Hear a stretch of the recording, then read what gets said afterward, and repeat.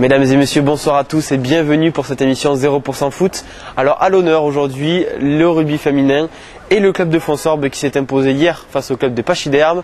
Et pour parler de ce club, justement, nous aurons tout d'abord l'entraîneur Alain Gallo et puis ensuite la capitaine Christine Siadou. On commence tout de suite avec l'entraîneur Alain Gallo. Aujourd'hui, on vous retrouve après cette belle victoire, une victoire importante. Première chose, est-ce qu'on peut revenir un petit peu sur ce match, votre sentiment ? Ça fait 2 matchs qu'on est en train de progresser, on est en train de franchir des paliers et il nous faut absolument cette victoire pour remonter dans le classement. Il nous reste 4 matchs encore à la maison d'affilée à faire, il faut qu'on en gagne au moins 3 sur 4. Et donc je suis très satisfait de l'état d'esprit de mon équipe et très satisfait de l'engagement et du cœur qu'elles y mettent.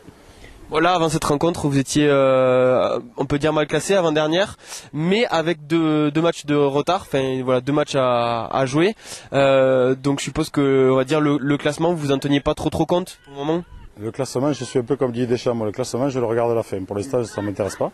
On a fait 4 matchs à l'extérieur, une victoire, 2 bonus et une défaite, plus une victoire à la maison non bonifiée. Dans le tableau de marche, c'est pas trop mal. Justement, les objectifs cette saison, c'est quoi ? C'est de finir dans les 4 premiers pour essayer de monter dans l'élite 2 l'année prochaine et préparer le terrain pour nos jeunes qui arrivent derrière. C'est le travail c'est la tâche qu'on a fixée à tout le staff. Alors, pour revenir un petit peu sur la saison dernière, on peut en parler un petit peu. Qu'est-ce que ça avait donné l'année dernière ? L'année dernière, on avait perdu un quart de finale du championnat de France Armel Auclair sur un match aller-retour avec une défaite contre Nanterre cumulée de 9 points. Mais là, c'était un véritable scandale, donc je préfère pas en parler. Bon là, vous l'avez dit, on va dire la remontée est en marche, du moins sur ce qu'on a vu aujourd'hui. Pour donner un petit ordre d'idée aux gens qui n'auraient jamais eu l'occasion de venir voir Fonsorbe, qu'est-ce qui caractérise le jeu justement Fonsorbais ? Notre jeu était plutôt basé sur un jeu d'avant et on est en train d'essayer de le faire évoluer petit à petit. Et on essaie d'avoir un jeu beaucoup plus délié avec beaucoup d'engagement en défense. Et la caractéristique principale de Fonsorbe, c'est l'engagement. Nous, on s'engage. Alors pour parler plus globalement du club, alors cette section féminine, elle existe depuis combien de temps et est-ce qu'il y a aussi des équipes de jeunes qui sont derrière ? Donc on a fêté nos 10 ans l'année dernière. On a 2 équipes de seniors, une qui joue en 3e division et une en Charmel Armel Auclair. Une équipe de cadettes U18, qu'on appelle U18, qui est championne de France l'année dernière, à 7, et qui cette année joue au championnat à 7 et à 12. Et on a créé cette année une section U15, ce qui représente en tout 70 licenciés et joueuses. Le tout encadré d'une vingtaine de dirigeants. Pareil pour les gens qui n'ont jamais eu l'occasion d'aller voir du rugby féminin, est-ce qu'il y a des différences notables avec le rugby masculin ? Je sais pas, est-ce qu'il y a des règles qu'on a enlevées ou modifiées ou est-ce que finalement c'est les mêmes règles ? Non, c'est exactement les mêmes règles. Nous on est règles IRB, les règles que vous voyez à la télé, c'est les mêmes. La grosse différence, c'est plutôt un rugby d'évitement. On ne voit pas des centres aller percuter le milieu du terrain pour des conservations de ballon. C'est le souci du rugby féminin, c'est qu'il est incapable d'enchaîner 3 enchaînements d'affilée. Et l'équipe qui arrive, souvent, gagne le match.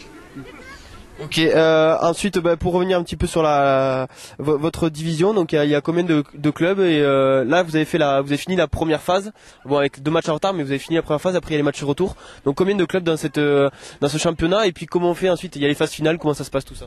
Donc nous sommes une poule de 7. Il y a une deuxième poule de 8 qui est la poule du Nord. On appelle ça la poule du Nord. Donc les 4 premiers sont qualifiés pour le challenge Armel Auclair, qui se dispute quart de finale, demi-finale, finale. Et cette année, la grande particularité, c'est que les 4 premiers de chaque poule sont qualifiés pour l'élite 2 de l'année prochaine. Puisqu'on crée une nouvelle division qui sera l'élite 2. Et là, il y aura une seule poule unique de 8 équipes. Donc, dans lesquelles il y aura les 8 qualifiés de challenge Armel Auclair, moins les 2 finalistes, plus les 2 qui descendent du top 10. Le rugby est très simple, comme d'habitude. Là pour revenir plus globalement sur les joueuses et l'équipe de France de rugby, on sait que l'équipe que vous avez affrontée aujourd'hui a sorti pas mal d'internationales dans son histoire. Fonsorbe, les internationales, c'est pour quand ? Ça a déjà été fait ou c'est pour quand ? Aujourd'hui nous aurions dû avoir une internationale à Dubaï qui pour un problème médical n'a pas pu y aller.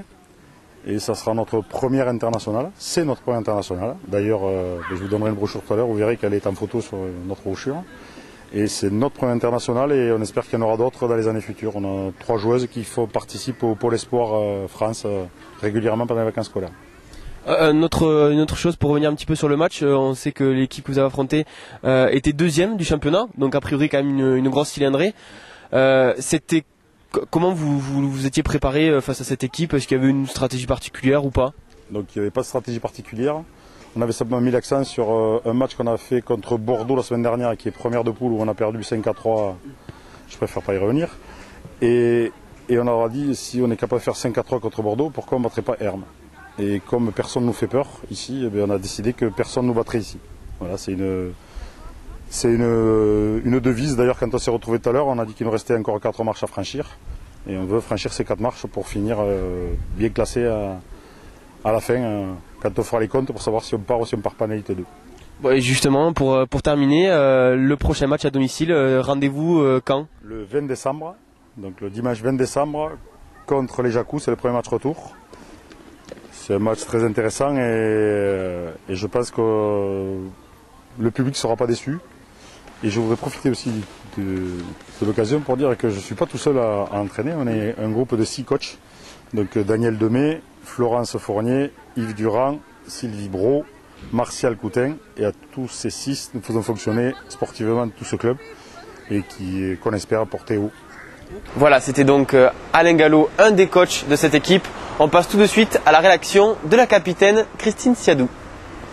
Bon, mais bonjour, on se retrouve aujourd'hui après cette victoire contre l'équipe de Hermes, voilà. Non, c'est un peu plus que ça. 15-7, voilà. Une victoire importante après un début de saison un peu compliqué. Ton sentiment après cette victoire? On l'a gagné un peu à l'arraché. On a un peu tout donné, mais bon, on a encore à travailler parce je pense qu'en défense, on n'était pas assez agressive. À Bordeaux, on était beaucoup plus agressive que ça. Et je pense que si on y met un peu plus, ça devrait aller. On sait que Hermes, c'est une équipe qui est deuxième du championnat. Donc je suppose quand même que c'était un match particulier, un adversaire qu'il fallait prendre pas à la légère.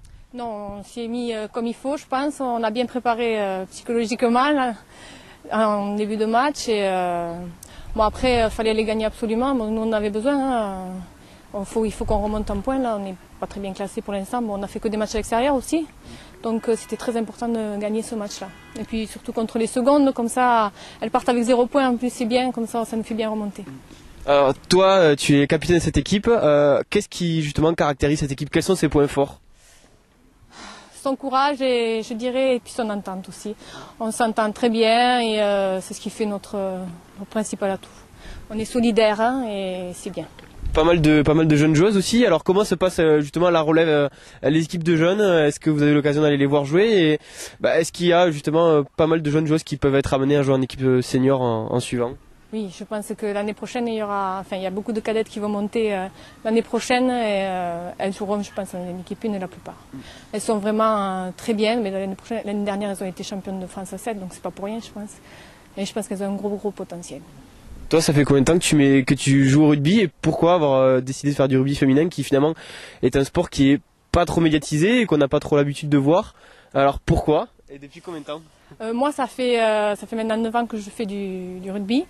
Faut dire qu'avant j'étais au basket et je cherchais un sport dans lequel je me sente bien et c'est surtout la convivialité qui m'a attirée dans le rugby. Et puis ici, c'est une grande famille, hein. C'est ça qui m'a plu. Et d'ailleurs, je suis restée. Voilà. Okay. Bon, tu vas nous dire un petit mot sur le prochain match. Alors, c'est contre qui et qu'est-ce que vous savez de cette équipe? Quelles sont leurs caractéristiques à elle? C'est Jacou qu'on joue dans 15 jours ici à la maison. Leurs caractéristiques, elles sont pas mal. Elles ont une très bonne joueuse 10. Et elles ont aussi un pack qui est assez fort. Donc je pense qu'on va devoir s'occuper un peu, monter très fort sur la 10 et puis bon, après devant, on a de quoi rivaliser je pense, mais après il faudra encore mettre de l'envie et beaucoup de défense je pense. Bon, le coach m'en a parlé un petit peu, mais vous, le groupe, quel est votre objectif principal cette saison? Les playoffs, c'est vraiment une fin en soi ou essayer de faire un peu mieux que ça? Nous, principalement là, cette année, on essaie d'être au moins dans les 4 premières et faire les phases finales, ce sera très bien. Enfin, logiquement, si on arrive à gagner tout ce qu'on veut gagner, on finira seconde et ça sera très bien. On a eu déjà une première partie consacrée au rugby avec le rugby féminin. Cette fois-ci, on va parler de rugby masculin avec toi. Alors, on commence par la Fédérale 1. Alors, qu'est-ce qui s'est passé en Fédérale 1 ce week-end? Alors Tournefeuille continue sa bonne saison en prenant le bonus défensif à Saint-Étienne, grosse équipe de la poule, donc en perdant 29-23 et se maintient au-dessus des relégables. Ensuite Castanet a fait un bon match contre Aubenas en gagnant 19-8 et en conservant sa 4e place au classement qui est une bonne place. Et ensuite, la Vallée du Giroux continue sa descente aux enfers en perdant 60-13 à Périgueux. Une grosse équipe de la poule tout de même, mais c'est vrai que ça fait cher. Et c'est le 3e match d'affilée qui prennent des gros scores. Voilà, donc on a compris, la Vallée du Giroux, c'est pas trop ça. Tournefeuille, c'était important de prendre ces petits points avant d'accueillir Béziers ce week-end. Là, on s'attend honnêtement à peut-être une défaite écrite d'avance face à Béziers, c'est quand même une grosse cylindrée. C'est vrai que Béziers est premier de poule et c'est un autre niveau. Ils descendent de Pro D2, ils ont encore des joueurs professionnels. Donc c'est vraiment la grosse équipe et Tournefeuille va avoir fort à faire, mais pourquoi pas une surprise, on va voir. Bon. Ensuite, on va passer à la Fédérale 2 maintenant. Là, c'est quasiment tout bon pour même c'est tout bon pour nos régionaux. Alors, qu'est-ce qui s'est passé donc en Fédérale 2? Alors le FCTT a gagné contre Céré 11-7 et conserve sa 7e place. Blagnac conserve sa 2e place après sa victoire contre une équipe pas très bien classée mais très difficile à manœuvrer, Nafarrois. Donc ils ont gagné 26-13. Et L'Île Jourdain continue sa bonne saison avec une victoire 32-8 contre Castel-Sarrazin, gardant ainsi sa 5e place. Bon, puis ensuite on va passer à la Fédérale 3. Alors la Fédérale 3 où notre petit chouchou Salvetin s'est incliné 37-17, mais quand même finalement un résultat pas trop pénalisant puisque les autres ont perdu, c'est ça? Oui, alors tout d'abord le match ça s'est déroulé, la Salvetat a pris 2 essais rapidement dans la partie, handicap qu'ils n'ont pas réussi à remonter et ils ont fait une très bonne deuxième mi-temps. Et donc ont perdu sur un score lourd mais toutefois honorable de 37-17.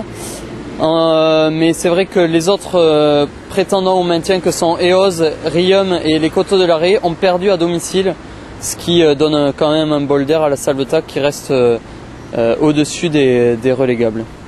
Ensuite, dans la même poule, Grenade, qui était premier de poule pendant pas mal de temps, et qui est un gros prétendant à la montée, a perdu à domicile contre la grosse équipe Riscle 6-12 et cède son podium en s'inclinant et en devenant 4e de la poule. Dans la poule 3, Muret a battu Salanque 29-23, continue sa très bonne saison et reste à la 3e place.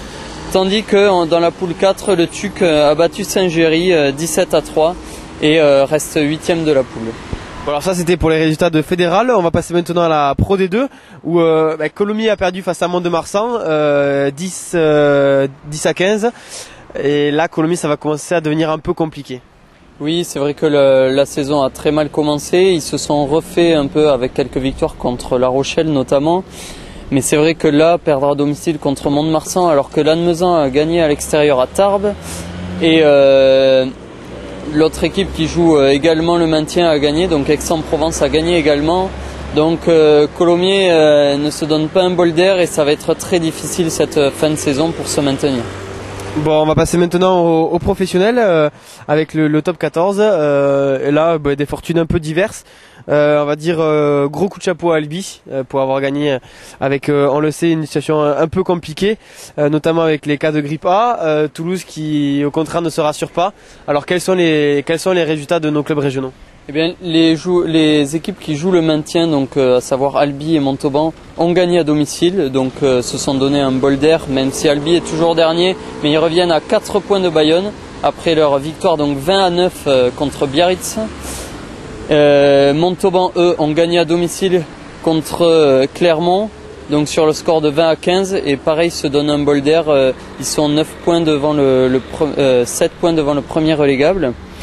Et ensuite, donc Toulouse a perdu à Brive dans un match assez difficile, 27-21, mais prend quand même le bonus défensif. Après un début de match très très compliqué puisque Toulouse a encaissé 2 essais dans les 5 premières minutes.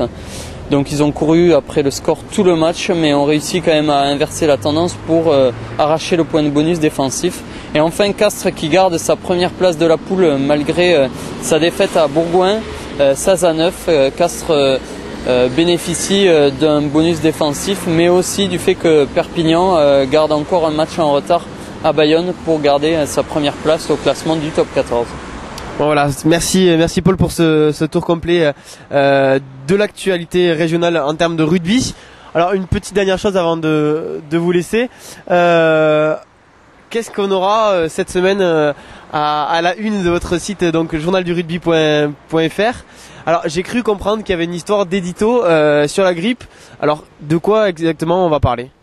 Alors l'édito de cette semaine sera consacré aux problèmes qu'il y a eu au niveau de la grippe et à la gestion de la ligue qui n'a pas été très claire par rapport à cette affaire, puisque Albi et Brive ont eu de nombreux grippés dans la semaine, on les a obligés tout de même à jouer le match, même si les cas ont été avérés, la ligue les a obligés à faire des tests. Et les matchs se sont joués alors que la chaîne de contamination n'était pas cassée, ce qui est grave quand même au-delà du sportif. Bon, donc on l'aura compris, pas mal de choses donc à apprendre dans cet article. D'une part, évidemment, la procédure qui a été suivie par ces clubs-là au niveau de la Grippa, et puis on y apprendra aussi donc cette histoire d'analyses qui ont été obligatoires et qui finalement n'ont pas changé le déroulement, on va dire, du match comme il était prévu.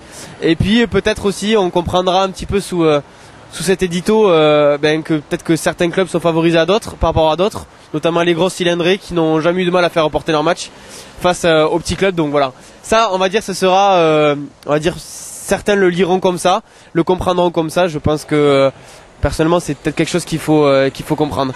Merci Paul, on se retrouve lundi prochain pour une nouvelle chronique rugby. Au revoir. Voilà, c'était donc 0% foot avec, vous l'avez compris, aujourd'hui le rugby dans tous ses états. On se retrouve dès la semaine prochaine pour un nouveau numéro. Au revoir.